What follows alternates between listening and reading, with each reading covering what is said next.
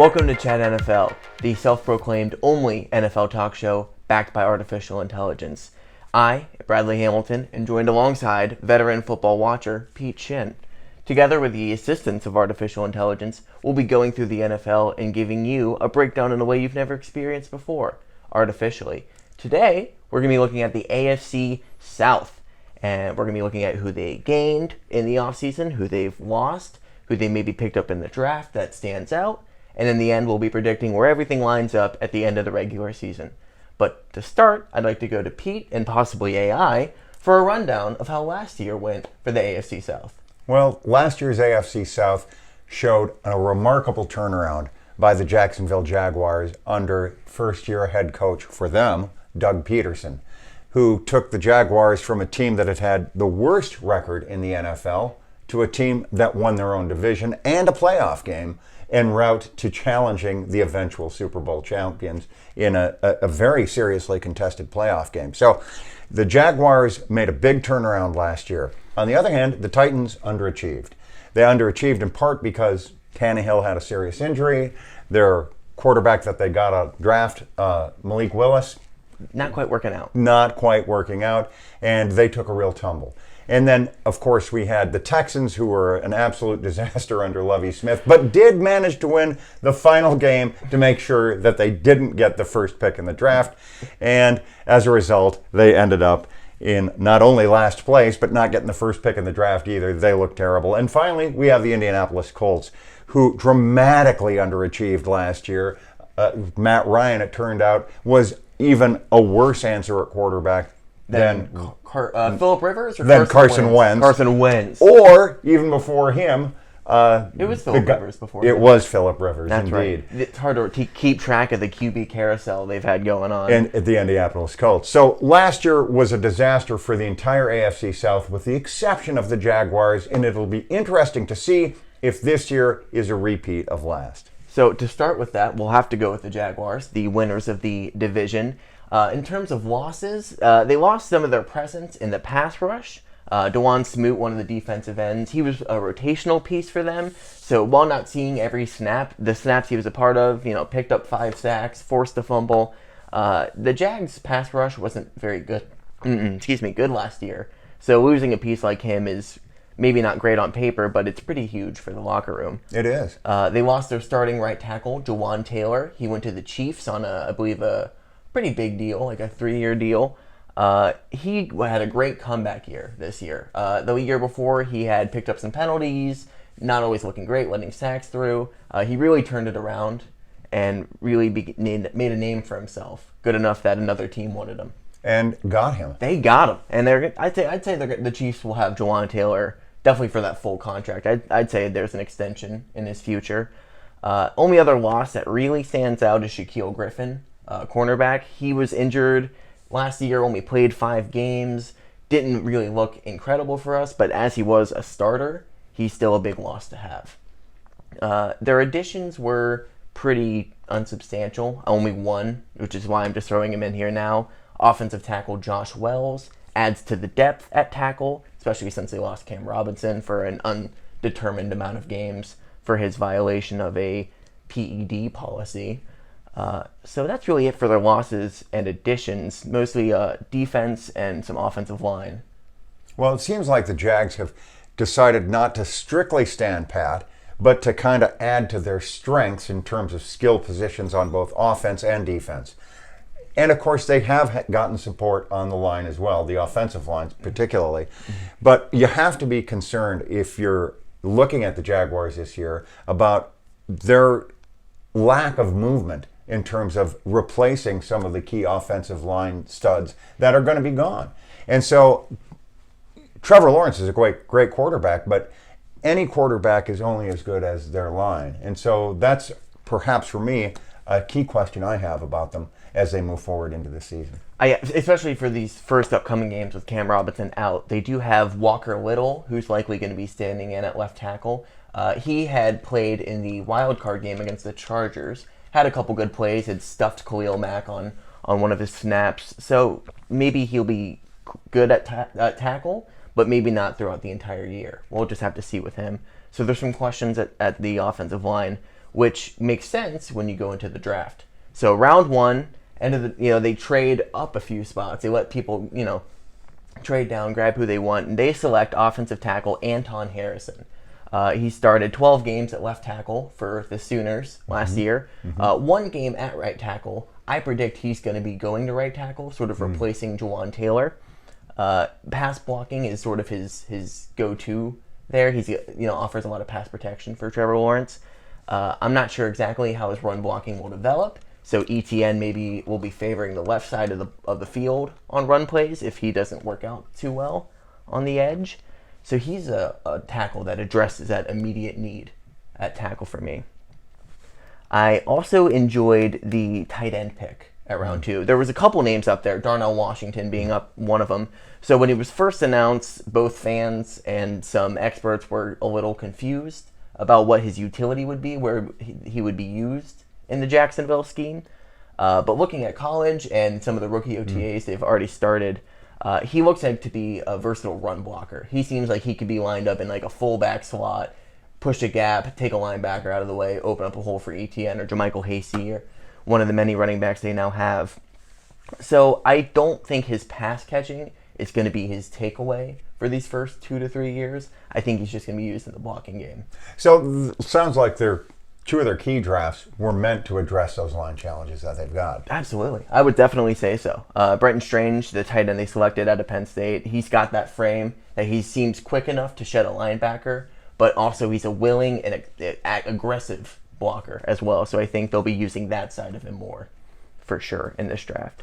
Any defensive additions that they drafted, or did they focus primarily on offense? Their first 3 picks in the first 3 rounds were all offensive, and they really waited till day 2 and 3, or mostly day 3 for their defensive picks. Any real standouts for them on that side of the ball is Yasir Abdullah. Selected him in the 5th round. He's a defensive edge, but you want to throw in the linebacker position because he's just a smaller frame, just not as big as the other players on the defensive line. Some of his Louisville games, when he's rushing the quarterback, he is definitely the smallest on that line. But that isn't to take away from his production. In 2 years with Louisville, he had 31 tackles for loss and 19.5 sacks. Amazing. So he's averaging really good disruptive numbers. So I think by having him be a rotational piece, much like they did with Smoot or lesser-known release Arden Key on the edge, I think he could be that replacement. They throw him in maybe on long third downs, something like that, just something to get pressure that they desperately need to address. I mean, Jags were top 5 in pressures, and they were like top 10 in QB hits, but sacks, they were, I think, bottom 10. So the pressure is there, but they don't have someone who can close the deal, get there fast enough. And I think with Yasir Abdullah, in a year or 2, I think they could have that. I think on defense, he's a standout candidate. I think his downside when drafted was his size, but in these recent rookie OTAs, the Jags, there's some videos of him doing reps against Anton Harrison, and they're just going back and forth 50-50. I mean, he's on the exterior rushes, he's winning them. When he tries to go interior, he's losing. So we can kind of see the strengths of both of those rookies already. Now, did they get anybody in terms of free agency? In terms of free agency, all they grabbed was the offensive tackle, Josh Wells. He's a former Jag, so it adds some depth to the position, but I don't see Josh Wells being a starter, unless injury. I'll tell you what, though, I do think that the Jags have one of the best coaching staffs in the AFC South. Now, you can make an argument that Vrabel, who won Coach of the Year in 21, is a better overall head football coach, but Vrabel has never won a Super Bowl. Peterson did. And so I would make the argument that Doug Peterson, although he has his flaws, is a darn good coach. And the turnaround that they had last year is proof of that. And I don't think that they're done. I don't think so either. I think one of the difference in coaching is that Vrabel is a great defensive coach, but the offensive numbers for the Titans isn't always that great. And Peterson, being an offensive-minded coach, sure, the defensive numbers for the Jags weren't always great, but I think Peterson just has a better staff around the defense. Because Vrabel, he's mostly the defensive head for the Titans. We'll get into the Vrabel coaching staff after you're our expert in that. Talk about the Titans, which will be coming up soon. Very, very soon. Just a little bit of insight before on the division champions here. To your point, they definitely shocked everyone with the year they had, including that 5-game losing streak, which maybe didn't shock as many people. But then beating teams like the Cowboys in overtime, Ravens in a super close match, beating teams that everyone else had already kind of written off as like these are kind of look-over games for these other teams. So winning games like that, I think, helped put them on the prospective football map. Sure, but the one thing they didn't do last year that they really wanted to do was beat the Chiefs. And the Chiefs are the yard mark for the Jaguars, which shows you how far they've come in a single year, that their team to beat is not really the Titans. Their team to beat is the Chiefs. Yeah, AFC contender. And they have the opportunity to do so in week 2 of this upcoming year. It's an early showdown.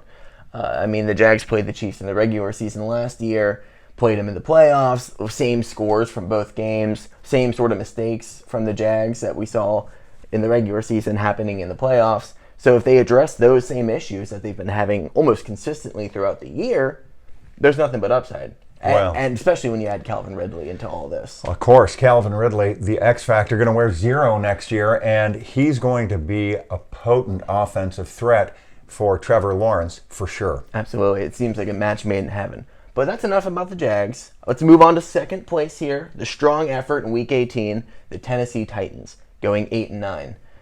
Their key losses going into this offseason, they lose their left tackle, Taylor Lewan. He was basically a franchise guy. Everyone loved him. And all of a sudden he has like sort of an off year with all these injuries mounting on through the team. And now he's gone. This offseason, it looks like he's worked a lot on his podcast. Seeing a lot of clips of that, actually. So good for him. I hope that all works out if football maybe doesn't now. Other losses include Bud Dupree, a linebacker who would bring a lot of pressure to the quarterback, picked up a couple sacks, tackles for loss. Violent guy, great guy. Very good guy, very good guy. They also lost their starting center with Ben Jones. So he was with the starter for them for I think 7 or 6 years. So that's 2 offensive linemen who have been with the team for a while now gone. And the last real loss that they had was their defensive tackle DeMarcus Lawrence, who might sound familiar to you. Very much so. He was with the Broncos for multiple years before switching over to the AFC South. He had 7 sacks last year, a pretty solid number. He made his presence known. Him and Jeffrey Simmons on that interior defensive line, it was a strong combination, but now it's just Jeffrey Simmons on that line because of those losses. Additions to sort of make up for these sort of big names they lost. They pick up Andre Dillard, left tackle from the Seahawks, I believe. He sort of had injuries since his career started around 2019, 2020. This is sort of his like fresh start with the Titans. So while it's, you address the position, it's still a little questionable because we haven't seen the extent of this guy, Andre Dillard. They pick up Sean Murphy-Bunting in the secondary at cornerback. 7 passes broken up, 2 picks last year. Part of the Eagles' Super Bowl effort. And then they picked up Arden Key, the edge we just mentioned from the Jags. Also a rotational piece, adding some pressure to the quarterback. I don't think he'll have the same numbers as DeMarcus Lawrence. He's more of an exterior guy rather than interior. But we'll see what he does with Vrabel. But in terms of key additions, key losses, I think the losses outweigh the gains here. Well, that's an interesting point. And because Malik Willis didn't work out for them, they had to, and I know you didn't mention it, but they had to go out and get a quarterback in Will Levis. Well, we're not at the draft picks yet. We're getting with the draft picks. Key additions is free agency, and I have a whole other section for draft. Well, all right then. But the point remains that without a line, you've got a rookie quarterback. And you've got a real serious problem in terms of what the Titans are going to do. Absolutely. That's absolutely one of my issues I went into. And thankfully, they hopefully addressed some of that issue with their draft selections. In round 1, they take offensive tackle from Northwestern, Peter Skoronsky. Very knowledgeable of the game, very good IQ on the line. He's a little smaller. His frame is not quite suited for NFL level tackles. So there's talks of moving him to the left guard position, maybe do that for a couple of years, see if he can make the transition to the exterior. But he might move on to the interior offensive line. Well, I don't mean to be cynical, but don't you think they could pump him up with some human growth hormone, something, get him a little bigger? I think they could, and then you get caught, and then that's a whole issue. Although I don't know how many offensive linemen are getting drug tested. I don't know. I'm not sure of the NFL's drug testing policy. But irrespective of that, kids, don't take performance-enhancing drugs unless you're pretty sure you're going to play in the NFL. That's my public service announcement. All right, keep going. Yeah, pretty sure. That's a good one. Inform the public. Apart from Peter Skoronski, they pick up Will Levis. That's the big name. I mean, that's a big name, but they were smart to wait until the second round to get him. He's not a first-rounder, in my opinion. Not a first-rounder, and I made a little note of that. And I said, as the team moves on from Malik Willis, they will settle on a new, possibly disappointing day 2 quarterback with Will Levis. His stats don't jump at me. Last year, 11 games, 2,400 passing yards, 65.4% completion percentage, 19 touchdowns, 10 interceptions. In 11 games, 19 touchdowns isn't bad, but the 10 interceptions stands out. Mm-hmm. And in his junior year, it was pretty much the relatively consistent stat line. So I'm not seeing a ton of growth with his development. From year to year. Well, you're not seeing any growth yet. The question is, can they turn this young Will Levis into a Ryan Tannehill replacement? Couldn't do it with Malik Willis. They could not do it with Malik Willis. And I don't think, ultimately, they're probably going to be able to do it with Will Levis either. But a lot of that depends on Will Levis. It does depend on Will Levis. I mean, he has experience in college. He played a lot of college. He's older than Trevor Lawrence. Mm-hmm. So this guy has, college and football experience. So I think that can carry over into the NFL, but whether or not it's enough and whether or not these stats improve, I mean, I'm not. Well, here's what you don't know. In the AFC South, you've got now some of the brightest stars in quarterbacking, at least in terms of where they were drafted at. Absolutely. Trevor Lawrence, C.J. Stroud, Will Levis, Anthony Richardson. All of them now play in the AFC South. But of those 4, only one has proven that he's a playoff winning quarterback. That's true. The rest have to be developed.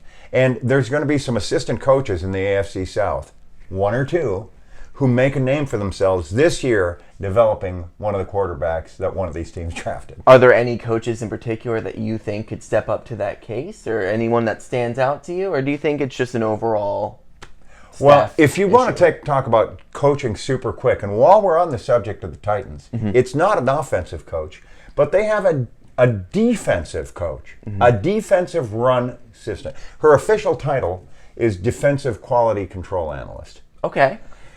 Her name is Lori Lucky, unless I'm very much mistaken. Alliteration's always good. Yes. It's easy to remember. But she was an assistant for the Tampa Bay Buccaneers during their Super Bowl run, most recent Super Bowl run, and has since been hired by the Titans as a coach of their defensive line. And so high marks to the Titans for thinking outside the box on their coaching staff. And it's one of the reasons why Vrabel is widely regarded as one of the best coaches in the NFL, simply because he's not strictly locked in to the NFL talent prerequisites NEPO system. Yes, that's true. He's going outside of the family bloodlines of football. Well, maybe we don't know exactly what her 23andMe is. We don't know if she bleeds pigskin, but or if she's a distant cousin of Vince Lombardi or whatever. But the bottom line is that seeing some diversity in the coaching ranks, that's always smart. Because at the end of the day, if you're talking about leading a team, what you're talking about is having a diversity of opinion and views that you, the leader, then can use to inform your own decision making. But you can't do that without having different people around you who don't necessarily think exactly like you and are willing to share it with you. If you want to trust leadership, advice, and facts, this is your guy. Leadership expert.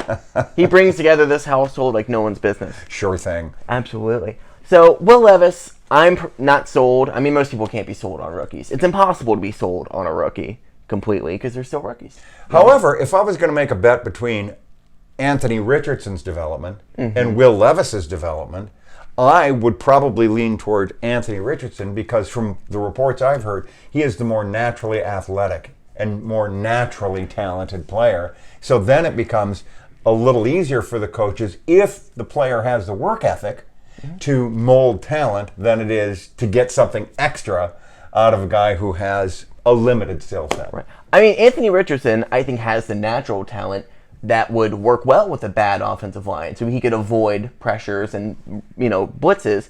But the Titans have a bad offensive line right now, and they have Will Levis, who is not known for his escapability. So how many times is this guy going to go down? I think because of this offensive line, I think it would just be better to start Tannehill for the first couple weeks of the season, because if anyone's going to get hurt, might as well not let it be the rookie. Because I see it as almost an inevitability that the offensive line woes will continue into this year, and we're just going to see some QBs getting roughed up. Well, let me say this. We've said already on this podcast, don't bet. But if you were going to bet on something, I would bet on Ryan Tannehill to start for the Titans this year.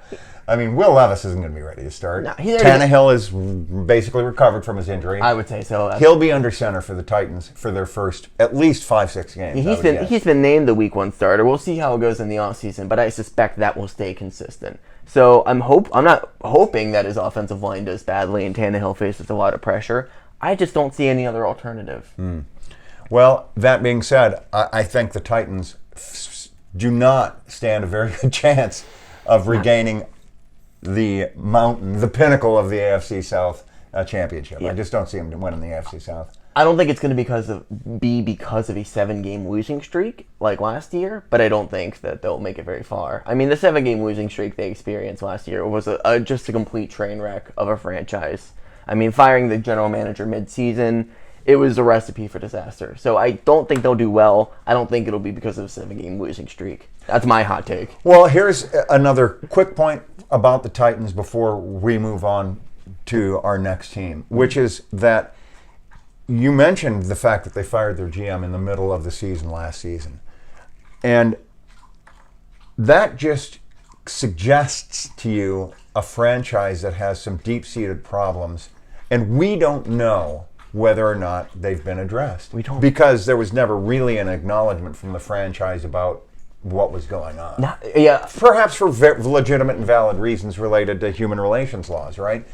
They might not have been able to say anything about current personnel decisions or actions. And so we can't really make a judgment about whether or not the underlying problems in the Titans franchise have been resolved, because we don't really, all we know is the symptoms. And the symptoms looked really bad last year. They looked abhorrent at times. At times, it was very rough football to watch. So, logic would simply tell you that it's probably going to take more than one offseason to fix all of whatever was wrong with the Titans last year. And if they do manage to do it, full credit to Vrabel, and he should win Coach of the Year again. Absolutely, he should. If he manages to pull the Titans back into the division leadership with Will Levis, I mean, credit where credit's due to him.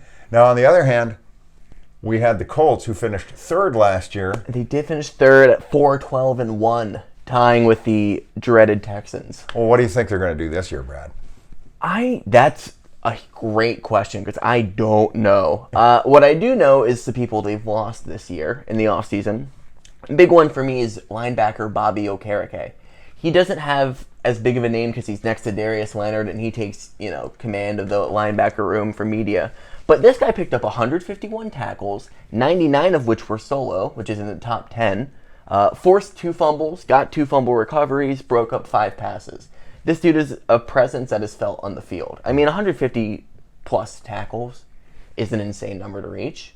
Credit where credit's due to him.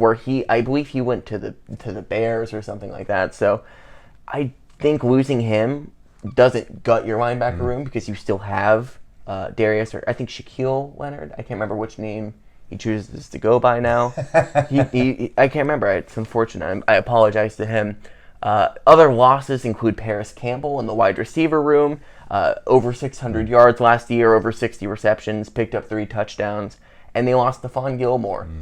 Made his legacy with the Patriots, but still had a really good year with the Colts. Broke up 11 passes, had 2 picks. So those losses, while mostly being on the defense and in that sort of pass coverage game, they still lose Paris Campbell, and that's a weapon lost for Anthony Richardson. Thankfully, in the additions, though, They do, of course, replenish the wide receiver, grabbing Bills wide receiver Isaiah McKenzie. Not a bad receiver. I liked his numbers: 4 touchdowns, only 400 passing yards, but he has had 4 career rushing touchdowns, and he averages like 9 to 10 carries a season. So I think there's going to be those plays every now and again where they hand it off to McKenzie and he just chucks it for 12 yards, or runs for 12 yards, 13 yards, gets your first down that's needed when it's clutch. He's a speedster. I think he's a speedster, and I think he can offer some versatility in an offense led by Richardson. Other standout additions would be their defensive edge, Samson Ebukam. Picked up 5 sacks, 5 tackles for loss. I think he adds a bit of pressure on that defensive line that didn't have a ton of pass rush. Very good against the run with like DeForest Buckner. But against the pass, not as much pressure. So I think he helps out with that. And my kind of close to my heart here, they did grab Gardner Minshew II, former Jags quarterback, moving back to the AFC South under a different team. I think he offers competition for Richardson in the offseason.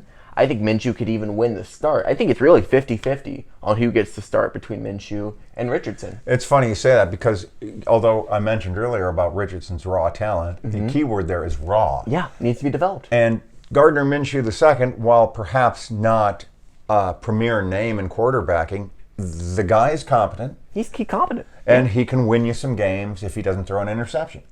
And so I think it would be a big risk for rookie head coach Shane Steichen to put Anthony Richardson in as a starter on day one. And it's eminently defensible by saying, look, he's being mentored by a more experienced quarterback right now, and we expect to see him on the field later. That's happened time and again throughout NFL history. I did make a note that they released Nick Foles. So they are, I guess, looking for Minshew to be that teacher and leadership role. So, I thought it was interesting that if you were looking for a leader, they released Nick Foles. So I think his career is probably now finally done. Probably so. Well, they most likely couldn't even afford his meager league minimum salary at his age and in his veteran status. That's very true. So he's gone, but Minshew's there to help Richardson develop, which I think is likely a good duo.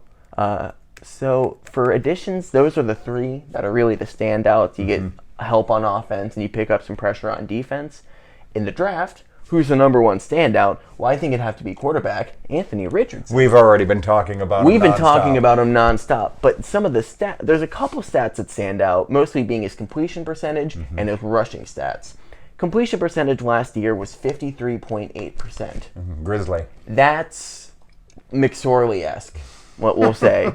So Todd McSorley, 3rd-string quarterback or 2nd-string quarterback for the Ravens last year. The Cardinals actually. Oh, he had some good throws for them. I actually didn't look at his stats. I was just thinking of a quarterback. Didn't Trace McSorley ever play for the Ravens? Yeah, he played for the Ravens 2 years ago. Okay, very good. He's fun. But the 53% completion percentage, sure he had 2,500 yards, but if you're only making that, maybe it's his receivers, but that has to be addressed. And the rushing stats I really like. 103 carries, 654 yards, so you're looking at 6.5 average yards a carry. Had 9 rushing touchdowns to pair with his 17 passing touchdowns. So you're looking at 26 scrimmage touchdowns with only 9 picks. The funny thing about Anthony Richardson is from my standpoint, the reason for all the excitement is the idea that Anthony Richardson could be another Lamar Jackson. Generational. Mainly because he is such a superb runner of the football. But what people perhaps don't understand or overlook is the fact that Lamar Jackson was an accomplished passer at Louisville. The run game was an added component. Indeed. It wasn't that he was not a great passer but boy, can this kid run. No, not at all. It was, boy, he can throw the football, and by the way, if he needs to, he can burn you for 60 yards. Yeah. And so to have the reverse where this kid can really run the football, but his passing isn't that good. We already see that in the NFL. It's called Justin Fields. and you can see the kind of results that Chicago's been able to get out of him thus far. And I'm afraid that if Anthony Richardson can't dramatically improve his accuracy and completion percentage, his career in the NFL may be exciting but short-lived. But would you say that if Justin Fields was an immediate starter and he instead took a year or 2 to be developed under maybe a veteran quarterback and went out on the field, would you say that the results would be much different? It's likely to say the results would be much different. I would say the results would be different because all of the factors and conditions leading to the outcome would be different. Do you think you'd see a clear improvement? Well, I think it's more likely than not. I mean, I think that's likely with any quarterback, any rookie quarterback. You put him on the field and see how he does. There have been very few rookie quarterbacks who have immediately shined. Patrick Mahomes is a notable. He is a notable exception. Before him, it was Andrew Luck being the notable exception. I believe took him to the playoffs. Sure, there are examples of rookie quarterbacks coming in and starting immediately and making a big impact. But it's rare. It is. Think about Aaron Rodgers. All right, he rode the pine for 3 years behind Brett Favre. Yeah. What did he learn during those 3 years? He learned how to win MVP a lot. He certainly did. It's a question about whether or not. Hey, if you'd have put Aaron Rodgers in right when you drafted him and cut ties with Favre, would he have been great? And my answer is I can't help but think that he benefited from having 3 years of watching Favre. Not just Favre's greatness, but also Favre's tendency to make mistakes. And so I think all of those things helped him. And I suspect that it would be the same for anyone. That's a common sense answer. If Jimmy Garoppolo wasn't behind Tom Brady, he probably wouldn't be a starting quarterback right now. He probably would have been just out fresh. They would have seen some early issues and been like, That's hard to say because he was an immediate starter after he was traded from New England to San Francisco. Sure, but he was behind Brady for a couple years. That's true. And I'm saying that couldn't have but helped. I hear couldn't have but helped to help him. We're saying the same thing. Oh my gosh. Anyway, Richardson, I think, is an unproven commodity, and who Jim Bob Cooter, who is their offensive coordinator, is about to either make his bones as a head coach or get himself stuck in offensive coordinating or even a demotion for a long time, depending on what happens here with Anthony Richardson. Yeah, well, Jim Bob Cooter did step up, the former passing game coordinator of the Jags last year. So, I mean, passing game coordinator, he's worked well with Lawrence, had a breakout year. So I think that the staff around Richardson is very much set up to help him, which is good, which is important. It is important, and then it comes down to Anthony Richardson's work ethic and motivation, which we don't know a thing about. We don't. Not yet. And we've talked a lot about him, so we'll move a little quicker. But I want to briefly mention that they also picked up a wide receiver in the third round with Josh Downs, had 94 receptions, just north of 1,000 yards and 11 touchdowns. I think that could be a beneficial weapon for Richardson to have. And I think if Jonathan Taylor continues his trek of mediocrity, really, I think it'll be important for Richardson to have some newer, fresher receivers for him to throw to. So I like that round 3 pick as well. Well, I do too. And just as they're going to have to work to make sure that Richardson is developed, they're going to have to make sure that their rookies are developed as well. Yeah, all rookies, not just the quarterback. Absolutely, because you don't go into a draft for one player. You go into a draft for as many players as you need. But to wrap up on the Indianapolis Colts, they had a good defense last year. I think they've improved it. And the real questions that they have are on the offensive side of the ball. The most serious question, certainly. It's certainly the most prospective side of the ball. The defense, we probably know what to expect from them, but on the offense, we really have no idea. Will Jonathan Taylor bounce back? Is Anthony Richardson the answer that they have been looking for since Andrew Luck? Will Gardner Minshew start and Anthony Richardson be the mentee? We don't know any of that right now, but I would say that the Colts, from my standpoint, and from the perspective of artificial intelligence, look poised to make a major step forward. I also see them improving, for sure, without getting into the details yet. Lastly, we settle upon the lowly Houston Texans, finishing 3-13-1 without the first overall pick. Their losses for the offseason, apart from just the 13 games, they lose wide receiver Brandon Cooks, their number one receiver, had just a yard under 700, 3 touchdowns. They lose tight end Jordan Atkins, who had just south of 500 yards at 495, had 5 touchdowns. A number that stood out, 13.4 yards a catch. It's a very good average. And it is. Although these guys that they lost, you'll see, their number one receiver had less than 700 yards. That shows you it does how anemic their offense was last year. And I would definitely blame their dual threat quarterback situation of... yeah, you can't even remember their quarterbacks because they stank. And I watched the that division. Was David someone or other. David Mills yeah. The other guy. And the other guy. He did well. Sure he did. So, yeah, the Texans, obviously, in terms of their draft pickups, went out and got themselves a quarterback in C.J. Stroud. I do like C.J. Stroud a lot. I think he brings a lot of intelligence to the offense. I think he can read defenses at an NFL level already, and I think he can read it at a level that other NFL teams wish their quarterback could read defenses. So I think in that regard, he has a possibility for immediate impact.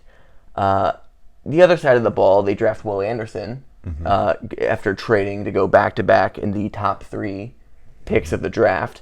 Both of these players have the potential to be the faces of their sides of the ball for the next 5 to 10 years. Well, perhaps they do, but it's important to keep in mind that the Texans, in addition to getting a bunch of new players on both sides of the ball, also have an entirely new coaching staff. They do have a new coaching staff, and I do like, and the additions they brought in, I think, were good ones. They brought Jimmy Smith, safety. I believe he was with D'Amico Ryans with the Niners.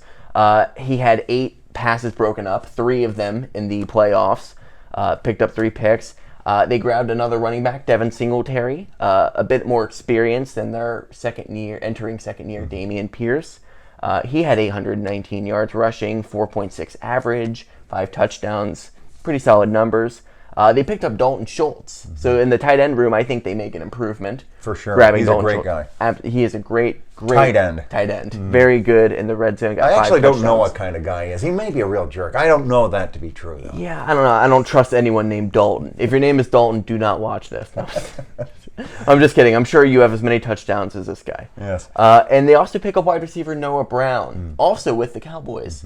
Maybe didn't have as great of a year, kind of overshadowed by CeeDee Lamb, but he still picked up 555 yards, 3 touchdowns, averaging almost 13 yards a catch. And for the Texans, 500 yards is a big receiver. So. That's wide receiver 2 already. So I like the additions that they make because of D'Amico Ryans coming in, a defensive mindset. Other drafting, there wasn't really much else in their draft that stood out to me. They grabbed Tank Dell, third-round receiver, pretty small but very quick.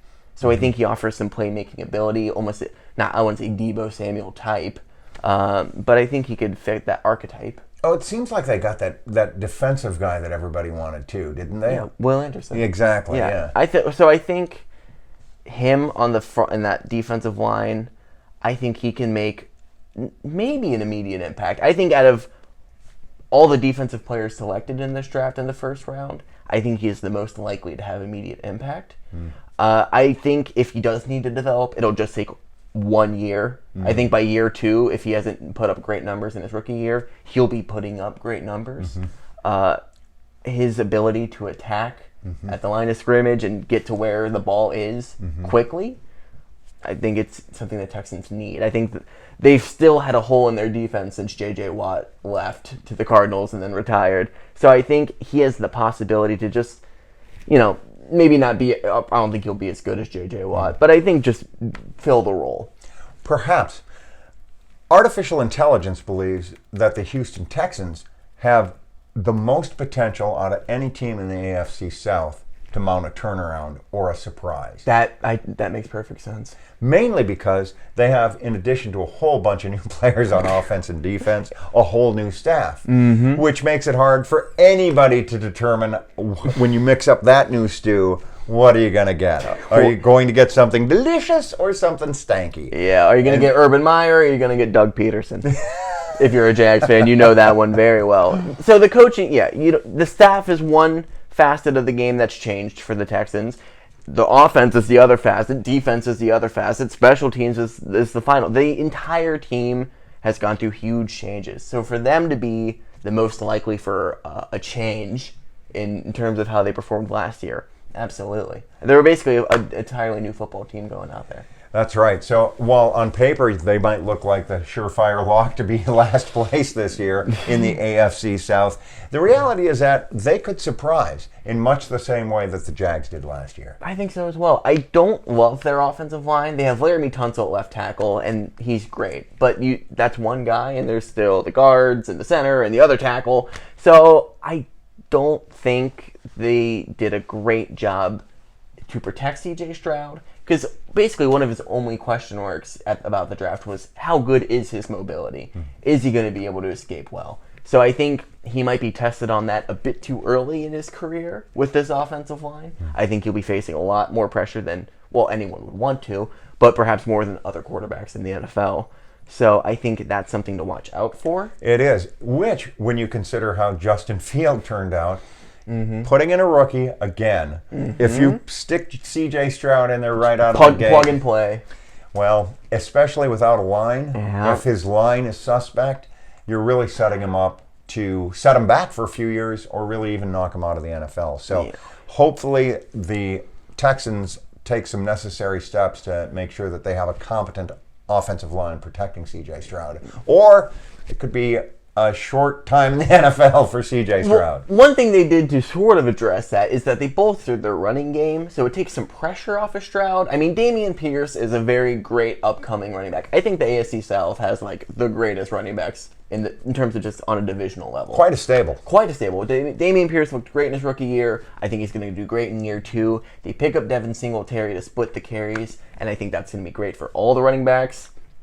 So I like their running game. I really do. I just don't love their offensive line, and I think that their passing game is not going to be at its nearest potential because of it.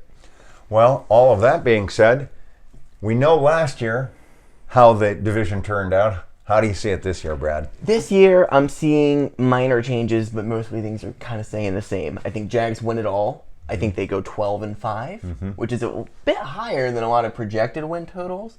But I'm looking at their schedule, and I'm looking at the difficult games and how they're spaced out between relatively easy games. They're technically away against the Bills, but that's in London, so they're not going against the majority of Bills Mafia. I think that's an advantage. I see the Colts jumping up to number 2. I think they go 8-9. I believe they are in to improve. I don't think Anthony Richardson can get them to 500 or better, because that's hard for rookie quarterbacks to do. I'm not convinced Anthony Richardson's going to be the starter. I'm convinced that Gardner Minshew II is going to start at least the first 5-6 games for the Indianapolis Colts. I already forgot about that. So I think Richardson can end the year out for them at 8-9 after maybe a slower start at around the midpoint. I think maybe they can have an okay beginning of the year, slower middle, end it with Richardson, maybe go on a higher streak at the end to finish 8-9. Most likely outcome, though, is what happened to the Giants in 2004, which is when they had Kurt Warner and a rookie named Eli Manning. And Kurt Warner started the first 5 games, they went 5-0, or first 5 games they went 4-1, something like that. They had a great start. But then he had a bit of a slump, and they lost 4 in a row. So they were like 5-4. Yeah. And then they blew the whistle and put in Eli Manning. And the rest, as they say. The rest is history, and it turns out, while they blamed Kurt Warner for that, I mean, it turns out Kurt Warner actually proved to be a pretty good quarterback even after that. So, my point being is that if they put in Gardner Minshew in to start, and they are below 500 after 8-9 games, that's when I think you'll see Anthony Richardson. And then we'll see how he can do. I think that's very likely. That makes a lot of sense. It's logical. I like it. At third, I see the Titans also at 8-9. I think the Colts win both of their division matchups against the Titans. I think the Colts have struggled against the Titans a bit in the past, but I think for whatever reason this year, I think Anthony Richardson will have their number. I think the Titans will regress a bit. I have them really sort of stagnating, really. I think because of Vrabel's ability to lead a bad team, or at least an injured team in terms of last year, I think he can carry this team to 8-9 again. So it's the Mike Vrabel of... I think the Mike Vrabel... Mike Vrabel is the Mike Tomlin of the AFC South. Is that what you're saying here? Yeah, it's sort of a consistently good coach who doesn't go far in the playoffs. Mm-hmm. Well, sure. I think at this point that's a good way to describe Vrabel. But keep in mind, Vrabel's only been a head coach for about 5-6 years. So, all right, 8, 9, 10 years. Look, he's not been at it that long. There's coaches who have been in the game for decades. And now, because you've got me a little bit interested, I'm going to pull up the John Vrabel coaching career. Well, is his name John? No, it's Mike. Yeah, Mike that's why Vrabel. you're pulling up a kind of some weird... Well, he's a CEO of Park City Stories. I'm sure John Vrabel's a very important person. Hey, John Vrabel, keep doing what you're doing, okay? Here's looking at you, John. That's right. No, Mike Vrabel... 14 years as a player. Yeah, he spent most of that time with New England. He was a fearsome linebacker for New England for many years. Has the linebacker look. Yeah, he's only been coaching for 5 years. You genius. Well, indeed. So he comes from the Belichick tree, obviously, because he was a longtime Belichick player and knows how to coach football. So he's a good coach. Yeah, so 8 and 9 sounds right to me. It sounds right to me, too. All right. Well, I'm glad you agree. And the Texans, while still being last, I think they double their win total. I think they go 6-11. I think we see C.J. Stroud having a very normal rookie year of having to start, which is, yeah, he's good. And he has a couple games where he goes off and they win, but he still makes a lot of mistakes because he's a rookie. So I think 6-11 for a rookie starting at quarterback makes perfect sense. And I think because of just how the Texans have improved their team, yeah, that record stands out to me. And I think the Texans will be last this year in the division and have a very easy chance of maybe being second in the division next year. All right, so you got the Jags winning the division again at 12-5. 12-5 winning the division. You've got the Colts coming in at second place, missing the playoffs at 8-9. Missing the playoffs at 8-9. You've got the Titans also finishing at 8-9 and out of the playoffs, and finally the Houston Texans. You know, they used to be in Tennessee, but anyway, the Houston Texans finishing up at 6-11. Finishing up at 6-11. Here's where artificial intelligence has the records going. They see the Jags finishing at, that's right, 12-5. Same record as you, so you're as smart as a computer. Good for you. It feels good. The Colts, though, they think are poised to make a more significant improvement. They think that Shane Steichen, Gardner Minshew II, and the rest of the Colts, particularly their defense, will enable the Colts to improve to a 10-7 record this year and a wild card playoff berth, according to artificial intelligence. So Colts fans, you got a lot to look forward to. And you got a lot of competition for that wild card spot. The AFC is very good. I don't know if 10-7? That's the prediction. Now, as for the Titans, artificial intelligence has them, in fact, regressing more significantly than you imagine and finishing with a 6-11 record. 6-11. Okay, so they have the Titans where I had the Texans. I mean, for me, Titans at 8-9 is almost the best case scenario. So to have them at 6 wins, I can see, but in a realistic sense, I don't think they get 6 wins. I think they get more than that.